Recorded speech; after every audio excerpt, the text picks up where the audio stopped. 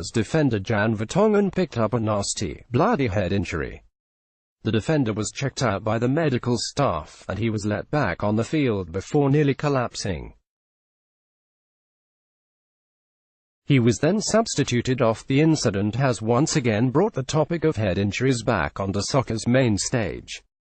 While we hear about it so much in the National Football League and college football, it's a growing concern in soccer and usually occurs on 50-50 balls or set pieces in the past. We've seen plenty of collisions, like the one to Petr Cech, which resulted in him having a fractured skull, hence why he has worn headgear for over the last decade. Cech nearly died as a result of the injury. The one to Vertonghen on Tuesday happened when he went up for a header and crashed heads with fellow defender Toby Alderweireld. Take a look.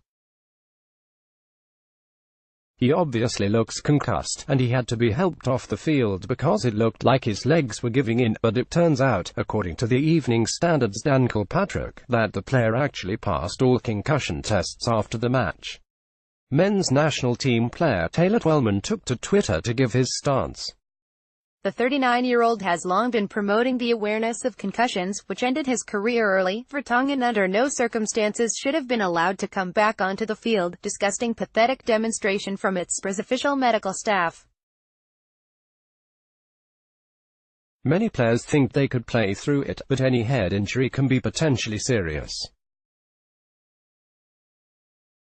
Perhaps there needs to be modifications as to how the sport handles head injuries, but the image of Vertonghen stumbling to stay up is quite concerning. There have been various studies, like this one from the Institute of Medicine, U.S. Board on Neuroscience and Behavioral Health, that detail the concerns of simply repeatedly heading the ball, let alone the grave concerns for head-on-head collisions. While Vertonghen seems to be fine, and lucky for him, this is just another example of perhaps clubs needing to be more cautious when it comes to injuries, and a reminder for the leaders to find a more efficient way to diagnose and treat these, no matter what a player says.